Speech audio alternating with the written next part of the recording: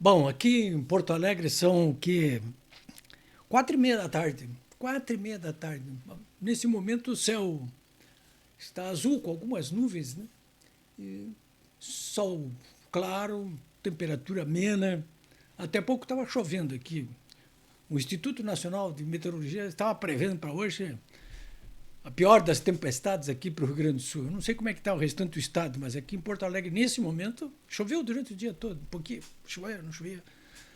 Mas, enfim, nós estamos vivendo um problemão aqui com esse clima aqui no Rio Grande do Sul, né? Bom, senhores, é o seguinte, olha aqui, ó. Desde o final do julgamento dos 3 presos políticos, do 8 de janeiro, semana passada, alguns jornais alinhados com o eixo do mal vinham plantando teases, informações que se passam assim para ver como é que é a reação dos outros, né? Ou resumos de informações. Dizer sobre o desconforto que as sessões públicas presenciais causaram nos ministros do Supremo Tribunal Federal, porque você sabe que eles são muito sensíveis, né? Bom, esse desconforto da parte dos ministros em relação ao julgamento da semana passada, eu acho que eles são procedentes, né? Mesmo que eu fosse um bandido, eu me sentiria desconfortável depois daqueles julgamentos. E esses teasers aí dos jornalistas transmitiram justamente isso, né?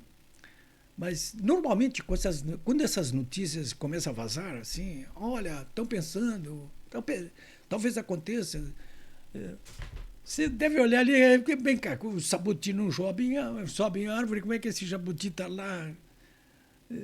Quem é que planta esses jabutis aí? Jornalistas alinhados com eles, né? Claro.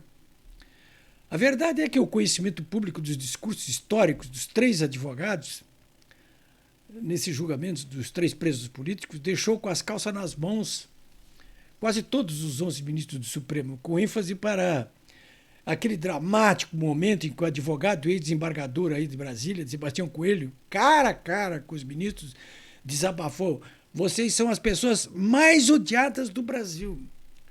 Eu fiquei olhando nas câmeras assim, que pegaram alguns ministros. Olha, não é a cara deles, mas é a coragem do Sebastião Coelho.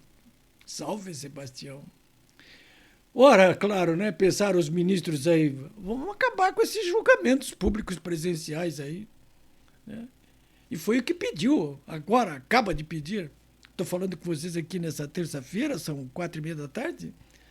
Acaba de pedir o relator desses novos processos de Moscou, o relator, o Alexandre de Moraes, pediu para a presidenta do Supremo Tribunal Federal, gaúcha Rosa Weber, que concedeu tudo de imediato. Já está tudo acertado, né?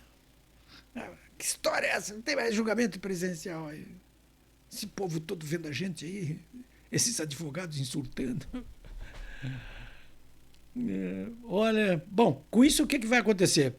Com isso, o quarto julgamento, do quarto em diante, será tudo pela internet, né? Nada de público presente, nada de olho no olho, nada de contraditório, emocionado ou emocionante. Pior ainda, os ministros nem vão dar seus votos na hora, como deram nesses outros julgamentos ali, com a saliva solta. Eles terão 5 dias para apresentar os seus votos por escrito. Pior ainda, os advogados, o Sebastião Coelho não vai mais subir lá na tribuna não para ficar falando cara a cara. Ele vai ter que gravar.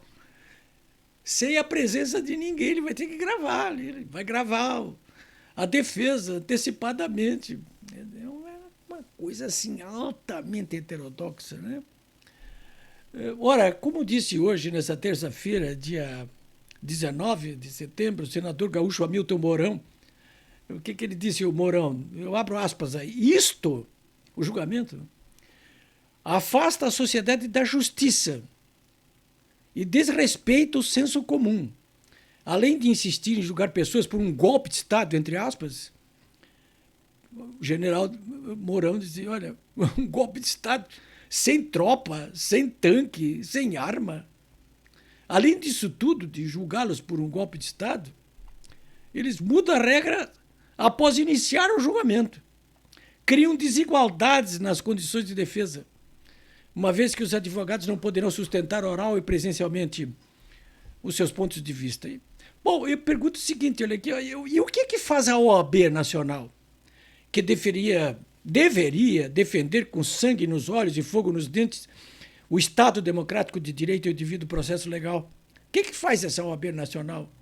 Ora, ela mandou parabéns, só não mandou flores, mas mandou parabéns para Rosa Weber pelos julgamentos.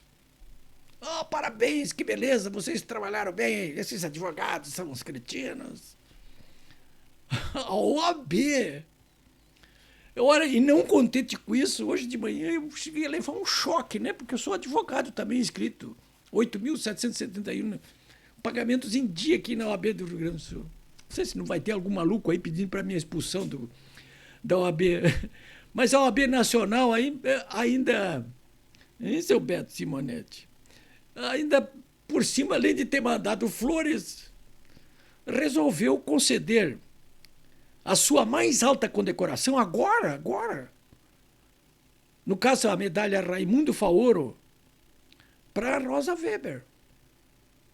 Olha só, manda flores e depois ainda condecora. Quer dizer, a Rosa Weber que está presidindo esses processos de Moscou aí. Né? Medalha Raimundo Faoro. Raimundo Faoro foi presidente nacional da OAB. Ele se notabilizou muito mais pelo que fez como escritor do que como presidente da OAB, né? Ele escreveu esses 2 volumes aqui, ó. Ele é gaúcho. Os Donos do Poder aqui. Formação do Patronato Político Brasileiro aqui. Eu recomendo para vocês, se conseguirem, só em sebo, né? Esse livro aqui, esses 2 volumes eu ganhei, vocês não vão acreditar, mas de um banqueiro que não é mais banqueiro, mas na época ele era banqueiro. Na década de 60, né? O Roberto Maisonave ainda está vivo aqui. Formação do Patronato Político Brasileiro. Duvido que... Acho que pouca gente... Aqueles ministros ali, não duvido que algum deles tenha lido esse livro aqui, mas devia ler. Bom, é isso. Ainda bem que o Faoro não está mais vivo para passar por essa vergonha, né?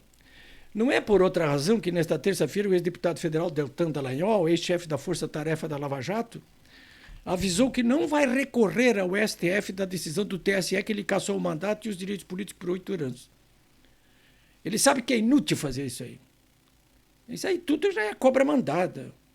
E ele ensinou com didatismo mais do que claro o seguinte: o Supremo Tribunal Federal está fazendo tudo, menos justiça. Dallagnol sabe que seus recursos teriam julgamento de cartas marcadas, como é também o caso desses julgamentos políticos que começaram na semana passada, ainda mais agora com esses julgamentos virtuais. Eu pergunto para vocês assim, o que vocês acham que pode esperar o ex-presidente Jair Bolsonaro, então, cujos direitos políticos foram cassados por 8 anos, já que nessa quinta-feira, depois da manhã, o recurso a esta decisão será votado pelo TSE. Ora, amigos, os resultados são favas contadas. Não se faz mais justiça no TSE. Bolsonaro sabe disso e poderá recorrer depois ao STF. Mas lá também não se faz mais justiça. Então, por que ele insiste, o Bolsonaro? Vocês não vão acreditar, mas eu penso bem diferente do Dallagnol. E eu acho que o Bolsonaro deve pensar da mesma forma e espero que vocês passem a pensar sobre isso da mesma forma, se é que já não penso. Porque nós precisamos mostrar que o rei está nu a todo momento. Porque precisamos reafirmar as nossas verdades e os nossos valores. Mais do que isso, até como dizia o poeta Fernando Pessoa, o português Fernando Pessoa, tudo vale a pena se a alma não é pequena. Isso aí não é uma frase do Pequeno Príncipe ou do Príncipe, mas é verdadeira. Concluindo, eu gostaria de repetir uma consigna que foi cunhada durante a Revolução Cubana. Não estranha, não, hein? A Revolução Cubana não foi feita para implantar o comunismo em Cuba.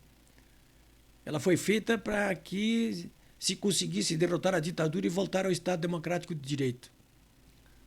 Mas o que aconteceu depois são favas contadas. Mas eu quero dizer aqui, encerrando esse comentário aqui, o que diziam os revolucionários. Hasta la vitória.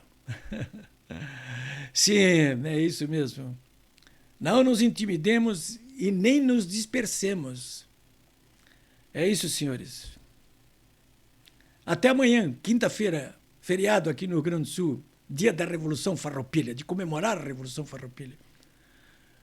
Nós perdemos a Revolução Farroupilha, mas os ideais da Revolução Farroupilha, eles venceram. Foi a vitória.